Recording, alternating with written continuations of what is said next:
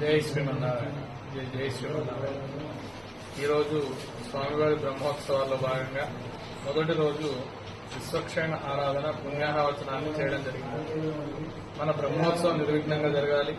యజమానులందరూ కూడా ఇప్పటి నుంచి ఏ కార్యక్రమం చేసినా కూడా పని అంతా కూడా నిర్విఘ్నంగా జరగాలని చెప్పి విశ్వక్షేణుల వారిని ఆరాధన చేయడం జరిగింది. తర్వాత శుద్ధ్యర్థం, బుద్ధ్యర్థం, శాంత్యర్థం అని చెప్పి శుద్ధి పుణ్యాహవచన కార్యక్రమాన్ని జరపాలి.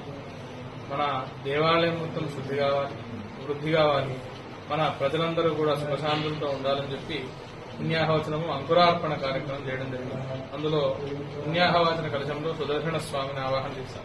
సుదర్శన మహాజ్వాల కోటి సూర్య సమప్రభ అజ్ఞానాంధస్యమేదేవ విష్ణు మార్గం ప్రదర్శయ అన్నారు.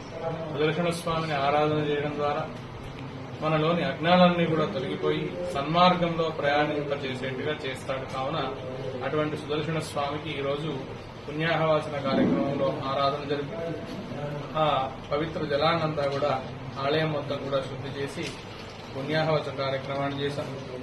కాబట్టి భగవత్ భక్తులందరూ కూడా ఈ కార్యక్రమంలో అందరూ పాల్గొని స్వామి అనుగ్రహానికి పాత్ర. జై శ్రీ